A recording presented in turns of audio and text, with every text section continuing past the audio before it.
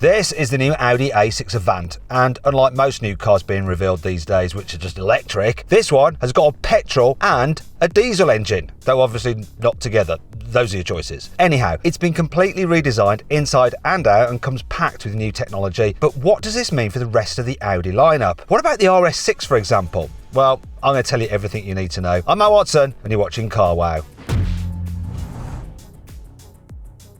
The Audi A6 Avant is based on Audi's latest PPC platform. That stands for Premium Platform Combustion. More on combustion later. It begs the question though, who hurt Audi? The new A6 looks super aggressive and mean from the front with a massive grille and sharp new headlights. Of course, it wouldn't be an Audi without cool lights now, would it? The daytime running lights feature 48 individual LEDs and you can personalise the light designs. There are 7 signatures to choose from on the front and the rear. Okay, so the new A5 has 8 designs, so I don't know why this only gets 7, but never mind. Matrix LED headlights are optional and they blank out part of their beam so you don't dazzle oncoming drivers. Elsewhere, the new A6 has similar large air curtains to the new A5 and flush door handles for improved aerodynamics. All models come with roof rails and new wheel designs range from 18 to 21 inches. The A6 Avant also has a wraparound rear light bar, but it's much sleeker than on the A5. There's also individual tail lights above the light bar, and Audi has also specifically shaped the spoiler, diffuser and rear bumper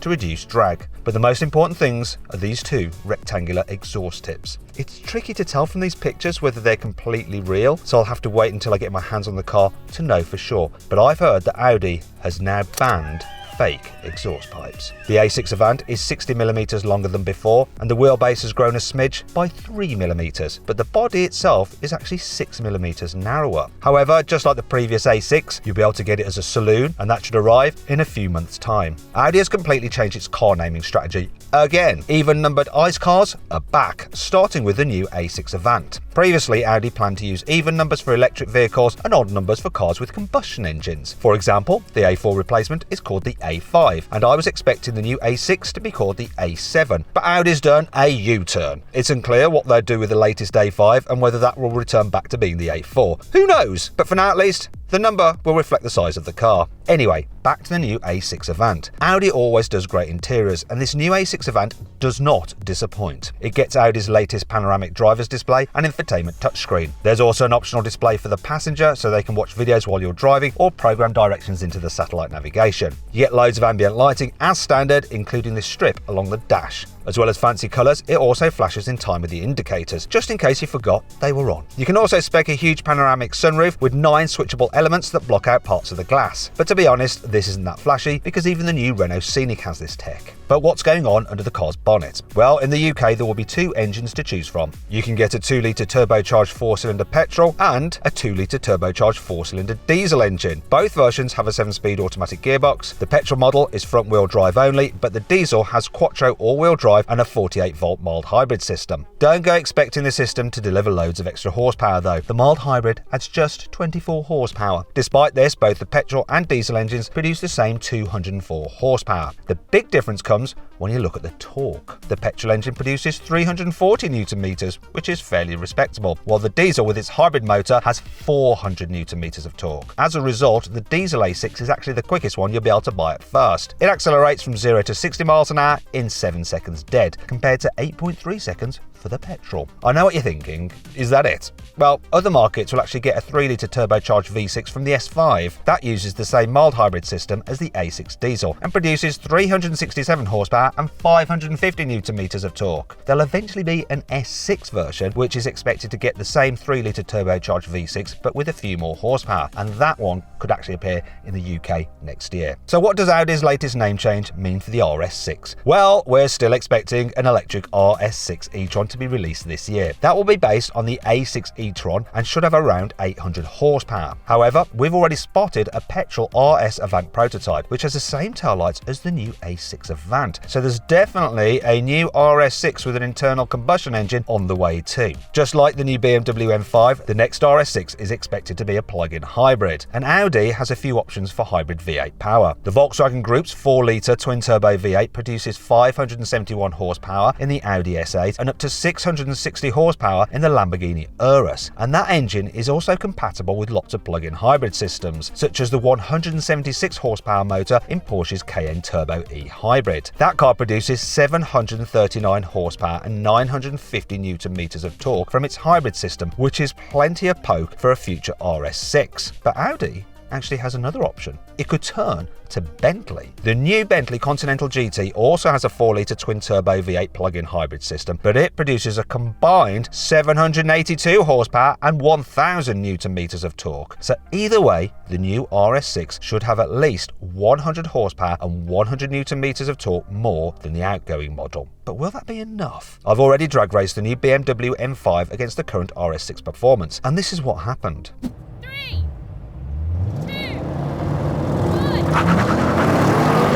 Mega launch, even ahead of the Audi. Oh no.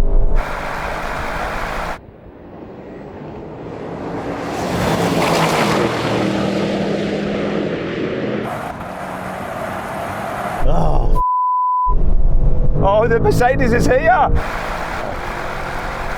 Bye, Yanni, bye! Oh, Matt's gone. The Mercedes. Whoa! Hello? No.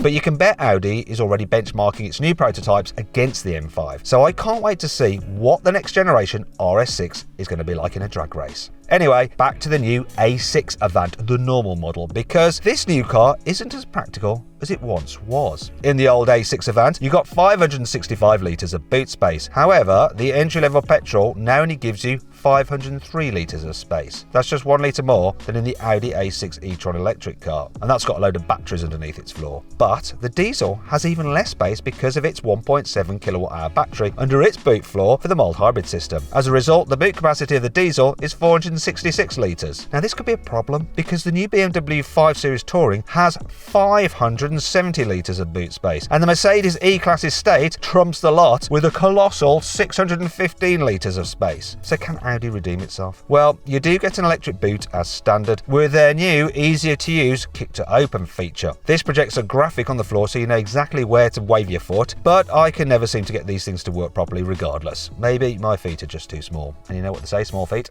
Small shoes, obviously. Hopefully the rest of the A6's high-tech equipment works as it should, because there's loads of it. You get adaptive cruise control, 360-degree parking cameras, and Park Assist Plus, where the car can literally park itself, to name a few. If you're really into gadgets though, you might want to spec the sound and vision pack. That includes a new heads-up display that's 85% bigger with tons of configurable functions, and an 810-watt Bang & Olufsen sound system with 20 speakers, including 2 built-in speakers for the 2 front headrests for a more immersive sound. This setup also means phone calls can be directed just to the driver so your passengers can't listen in or be annoyed by them. Speaking of listening in, the new A6 comes with ChatGPT built in. Sure, most cars seem to have ChatGPT these days, but it's handy to know there is an answer to the old question you might have when you're driving along. The A6 has always been a comfortable, refined car, but Audi has made small improvements to make it even better. They've moved all the sound insulation around inside the cabin to make it work better without adding any extra weight. The sills around the doors and windows are tighter than before, the mount bushings for the engine and transmission have been reworked for a smoother ride, and even the gear teeth in the transmission have been optimised to improve the gearbox acoustics. That's a lot of nerdy detail, but it basically means the new car is 30% quieter than the outgoing model. But what about the way it goes down the road? Audi claims that the standard coil suspension is comfier than before. S-Line and top specification Edition 1 trims gets a sportier suspension setup which is stiffer and rides 20mm lower. There's also the option of adaptive air suspension with adjustable damping and self-leveling. That's probably the option I would go for. Just like the sport suspension, this setup sits 20mm lower in the normal mode, but can go an extra 10mm lower than that for an even sportier stance. Plus, it can rise up by 20mm for extra comfort over rough surfaces. To make the A6 as easy to drive as possible, all models get progressive steering, where the steering ratio varies depending on your speed. The whole steering system itself has been designed to be stiffer, and the camber on the front axle has been increased to make the A6 seem a little bit sportier to drive and more responsive to your steering inputs. There's even a brake torque vectoring system. This can brake individual wheels slightly to reduce understeer in tight corners, though this is nothing new as manufacturers have been fitting this kind of thing to cars for ages. There's also a brake-by-wire system, so there's no physical connection between the pedal and the calipers. This is to make the regenerative braking feature on the mild hybrid diesel feel more natural and progressive. So it'll be interesting to see just how the brakes feel when I drive the car for the first time in the next few months. The new A6 goes on sale from the 1st of April. Front-wheel drive petrol models will cost from just over £52,000.